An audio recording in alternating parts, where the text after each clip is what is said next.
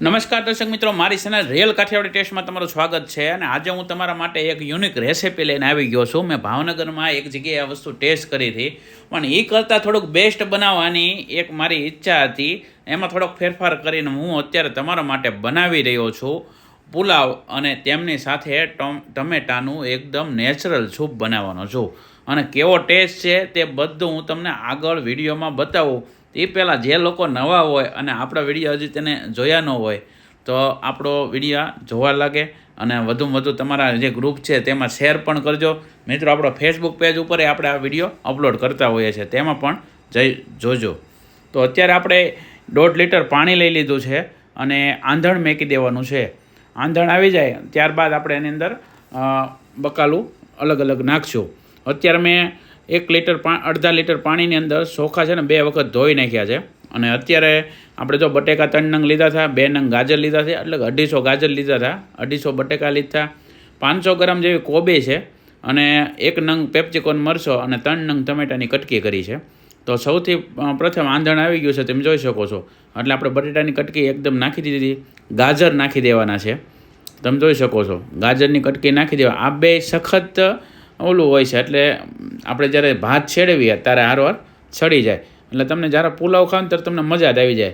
અંદર 1 ચમચી જેટલી મેં મીઠું એડ કરી દીધું છે, તમે તમારા સ્વાદ અનુસાર મેળવી શકો. તો અત્યારે મેં જોયું 10-15 મિનિટ રહીને તો આપણા જે બટેકા છે ને તે 70% પાકી ગયા છે. એટલે હવે છે ને હું ભાત અંદર ઉમેરી દઉં છું, જે આપણે પલાળીને અગાઉ મેકી દીધા છે તે. આપણે ભાત લીધા છે 300 ગ્રામ. આ છે સાદો આખા લીધા છે. તમે કોઈ પણ ભાત તમારા ઘરે જે પુલાવ માટે બનાવતા હોય કોઈ પણ ચાલે. અને આપણે તમે જોઈ શકો છો ભાત સડતા માત્ર 8 થી 9 મિનિટ જ થઈ છે. સરસ મજાના ભાત આપણા સડી ગયા છે. આપણે ચેક કરી લઈએ બટેકું કેવું પાકી ગયું છે. એકદમ પાકી ગયું છે. હવે મિત્રો, આપણે ભાત છે ને એકદમ છૂટા થયા છે. અંદર આપણે કોઈ પણ વસ્તુ ઘી કે તેલ કાંઈ નહોતું એડ કર્યું. અને હવે આપણે તેને એક ડીશમાં કાઢી લઈએ. બધા ભાત નીકળી જાય ત્યારબાદ આપણે તેમનો પુલાવનો વઘાર મૂકવાનો છે. તે પણ હું તમને આખો પરફેક્ટ માહિતી સાથે બતાવવાનો છું. જે લોકોએ હજી સુધી આપણું ઇન્સ્ટાગ્રામ પેજ નથી ફોલો કર્યું, ફેસબુક પેજ નથી ફોલો કર્યું, તે ફોલો કરી લેજો મિત્રો. તેમાં પણ આ જ વિડીયો આવશે મૂંઝાયા વગર. હવે આપણે એની અંદર છે ને 80 થી 90 ગ્રામ શુદ્ધ સિંગ તેલ નાખી દઈએ, અને થોડું એવું ગાયનું ઘી નાખીશું, જેનો ટેસ્ટ જોરદાર આવશે પુલાવની અંદર. અને થોડુંક એવું આપણે ગાયનું ઘી એડ કરી દીધું, 2 ચમચી જેટલું. અને હવે તેની અંદર આપણે વઘાર કરવા માટે ખડો મસાલો નાખશું, જેમ કે તમાલપત્ર, સૂકા મરચાં, તજ. આ 3 વસ્તુ મેં અત્યારે ખડા મસાલા તરીકે નાખી છે. અને હવે આપણે ડુંગળી લઈને વઘાર કરશું. આ આપણે 2 નંગ ડુંગળી લીધેલી છે, આશરે 100 ગ્રામ જેવી ડુંગળી લીધી છે. એકદમ બારીક કટકી કરી લેવાની છે અને સરસ રીતે તેને શેડવવાની છે. ત્યારબાદ આપણે થોડુંક 2 થી 2.5 ઇંચ જેટલું આદું નાખવાનું છે. અને મિત્રો છે ને, આ અંદર આપણે પેપ્સિકોન મરચાં 1 પીસ આપણે પેપ્સિકોન મરચાં લીધા 100 ગ્રામ જેવડું, અને તેને પણ આપણે મિક્સ સાંતળી લેવાનું છે. આ વસ્તુ ડુંગળી ગોલ્ડન બ્રાઉન થાય ને ત્યાં સુધી એને સાંતળવાની છે. અને તમે પુલાવ તો ઘણી જગ્યાએ ખાધા હશે, પણ મિત્રો આ રીતે જો તમારા ઘરે તમે પુલાવ બનાવશો ને, આશિક થઈ જશો, એ ગેરંટી હું આપીશ. અને અત્યારે આપણું તમે જોઈ શકો છો ડુંગળીનો કલર એકદમ ચેન્જ થવા માંડ્યો છે. તો હવે આપણે એની અંદર કોબી ઉમેરી દઈશું. કોબી છે તે ઝટપટ સડી જતી વસ્તુ છે, એટલે કોબી કદાચ તમે લાસ્ટમાં રાખો ને તો પણ ચાલે. હવે તેને કોબીને મિક્સ કરીને એકદમ ચડવા દઈએ. અને મિત્રો, પછી લાસ્ટમાં આપણે ટમેટાં ઉમેરવાના છે મસાલો નાખીએ ને તારે. અને અત્યારે આપણું જે બધું વેજીટેબલ છે એકદમ ફ્રાય થઈ ગયું છે એકદમ. અને હવે તેની અંદર આપણે છે ને મસાલો ઉમેરશું. મેં અત્યારે એવરેસ્ટનો મસાલો લીધો છે. તેની અત્યારે મેં મીઠું 1 ચમચી નાખી દીધું. પછી એવરેસ્ટનો મસાલો લીધો છે, અને એની અંદર 2 ચમચી તીખું મરચું નાખ્યું છે. અને થોડુંક એવું આપણે કશ્મીરી મરચું પણ ઉમેરીશું. કશ્મીરી છે. અને મિત્રો, તમે જો મરચું ન ઉમેરવું હોય તો તમે હળદર પણ નાખીને એકદમ પ્લેન પણ રાખી શકો છો. હવે આપણે મિક્સ કરી દઈએ. ત્યારબાદ અંદર ટમેટાની જે આપણે કટકી કરેલી છે તે ઉમેરી દઈએ. અને ત્યારબાદ જે તમારો ટેસ્ટ આવશે ને પુલાવનો, એ આખો ડિફરન્ટ આવશે. અને મિત્રો, વાત કરું ને તો આ પુલાવ તમે એકવાર ખાઓ ને તો આશિક થઈ જશો. આ હું તમને બીજી વાર એટલા માટે કહું છું, કેમ કે આ પુલાવ બનાવવાની જે મહેનત છે ને, એ કરતાં તમને ખાવાની જે મજા આવશે ને તે આખી અનેરી છે. હવે આપણે જે બધા જે ભાત આપણે કાઢ્યા હતા વેજીટેબલવાળા, તે મિક્સ કરી દેવી આપણા પુલાવની અંદર, એટલે આપણા પુલાવ એકદમ કમ્પ્લીટ થાય. અને ત્યારબાદ આપણે તૈયારી કરશું ટમેટાના સૂપની. તો આ સરસ રીતે આપણે મિક્સ કરી રહ્યા છીએ, તમે જોઈ શકો છો. અને હવે તેની અંદર છે ને આપણે 1 ચમચી જેટલી લીધી છે કસ્તુરી મેથી, અને તેને સરસ રીતે નાખી દઈએ માથે. અને ત્યારબાદ થોડી કોથમરીથી આપણે શણગાર કરી દઈએ. અને હવે આપણે તેને થોડું ઘણું મિક્સ કરી દઈએ, એટલે જે મેથી છે તે મિક્સ થઈ જાય. અને હવે મેં લઈ લીધા છે ટમેટા. આપણો પુલાવ એકદમ તૈયાર થઈ ગયો છે. હવે મેં ટમેટા લઈ લીધા છે 500 ગ્રામ. અને પુલાવ બાફાને એનું 1 ગ્લાસ પાણી મેં રાખ્યું હતું, તે તમે જોઈ શકો છો. આ તપેલીની અંદર રાખ્યો છું, એની અંદર ટમેટા ખમણી નાખવાના છે. નાખી દઈએ છીએ ટમેટાનો છૂપ બનાવવા માટે. શું બનાવવાનું છે? ટમેટાનો છોપ, અને એ પણ એકદમ દેશી રીતે. તમે કોઈ દી આવો ટેસ્ટ નહીં કર્યો હોય. અને આપણે ટમેટા છે ને, જો આ એકદમ ખમણી લીધા છે 500 ગ્રામ. અને આપણે જે ચોખા બાફા હતા ને એનું આંધણ પણ થોડુંક આની અંદર નાખ્યું છે, 1 ગ્લાસ જેટલું. એટલે મૂંઝાવણ નથી, એકદમ નેચરલ વસ્તુ છે. આજ તમને પ્રોપર ઓરિજિનલ ટમેટાનો સૂપ હું જે બનાવું છું ને એ તમને ટેસ્ટ કરાવવાનો છું. 3 નંગ મરચાં છે, એકદમ આવી કતરી કરી લીધી છે પતલી, તે આપણે નાખી દઈએ.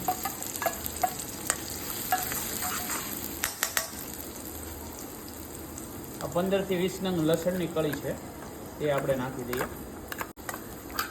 એકદમ ધીમા તાપે એને છેડવવાનું છે.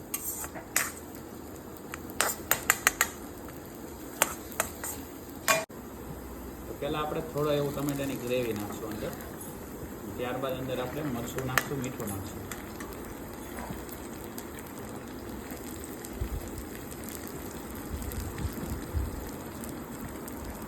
તમારે તીખાશ પ્રમાણે મરચું નાખવું તમારે. હું અત્યારે અડધી ચમચી જેટલું નાખું છું.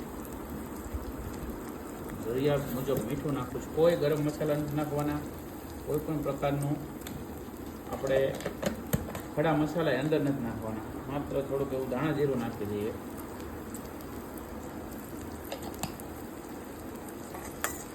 મિક્સ કરી દઈએ. હવે આપણે જે ગ્રેવી છે તે અંદર નાખી દેવાની છે ટમેટાની પ્યુરી. જરૂર લાગે તો તમે પાણી પણ ઉમેરી શકો છો. આ એકદમ વઘારવાળો સૂપ છે. આ કોઈ પણ પ્રકારનું અંદર કેમિકલ કે કાંઈ વસ્તુ કર્યું નથી. આજીનો મોટો નાખ્યો નથી, ચીલી સોસ કોઈ વસ્તુ નાખી નથી.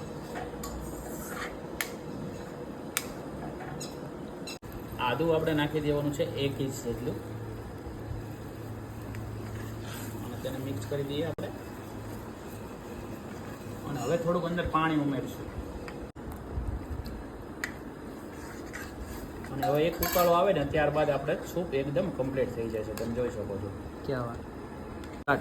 તો અત્યારે તમે જોઈ શકો છો સરસ મજાનો ઉકાળો આવી રહ્યો છે આપણા સૂપની અંદર. હવે એને આપણે એકવાર આમાં રીતે હલાવી નાખીએ. બીજી વાર ઉકાળો આવે એટલે આપણો સૂપ છે એકદમ ઘટદાર થઈ ગયો છે, જોઈ શકો છો તમે. આ એકદમ નેચરલ સૂપ છે, અને આ ફુલાવારે ખાવાની એની મજા જ ક્યાંક અલગ હોય છે. એટલે હવે આપણે તે ટેસ્ટ કરીને બતાવશું. તો આપણો સરસ મજાનું સૂપ તૈયાર છે. અંદર આપણે કોથમરી નાખી દઈએ એટલે આપણો એકદમ સૂપ રેડી છે. હવે હું ગેસ બંધ કરી દઉં છું. તમે જોઈ શકો છો જોરદાર સૂપ બન્યો છે, એ પણ નેચરલ. તો ચાલો મિત્રો, આપણે કારના આપણે જે પુલાવ હું જે ટેસ્ટ કર્યો હતો ભાવનગરની અંદર, એ જગ્યાનો પુલાવ મેં બનાવી નાખ્યો છે. તમે જોઈ શકો છો આપણો પુલાવ એકદમ જોરદાર. સાથે આ ટમેટાનો સૂપ બનાવ્યો છે, એ આખી લસણની કળીઓ છે. અને સાથે આ આપણો પુલાવ તમે જુઓ. અને મારી સાથે છે જાનીભાઈ. હા હા હા ભાઈ, જમાવટ. જાનીભાઈ ટેસ્ટ કરો તારા ભાઈ.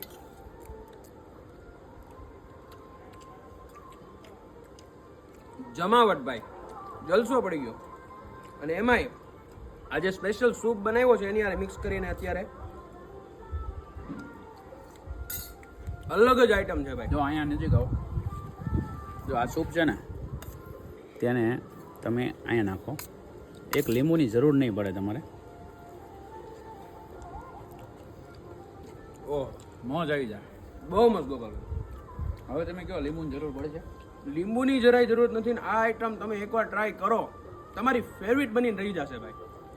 કહેવાનો મતલબ મારો શું હતો તમે મને કીધું લીંબુ તો જોશે યાર ભૂલા હોય એટલે અમે લીંબુ ભૂલી ગયા હતા અને મેં ગોપાલભાઈને કીધું કે આપણે લીંબુ તો જોશે યાર. ગોપાલભાઈ કે લીંબુ નહીં જોવે ને ભાઈ આમાં જરાય લીંબુની જરૂરત નથી. કે આપણે ટમેટામાં છે ને પરદેશી ટમેટા 2 નાખ્યા હતા, 2 દેશી નાખ્યા હતા, બરોબર. અને અંદર જો આપણે મરચાની કટકી નાખી છે ગોળ રીંગ, જોવો તમે બતાવે એ એકદમ પાયસી મરચા છે. તમને ખાટું પણ લાગશે, મીઠું પણ લાગશે અને તીખું પણ લાગશે. આ વસ્તુ તમને સારી લાગી હોય તો વધુમાં વધુ વિડીયોને શેર કરો, લાઈક કરો અને વધુમાં વધુ કોમેન્ટ કરો ભાઈ. ફરી મળશું નવા વિડીયોમાં. જય ભારત, જય હિન્દ.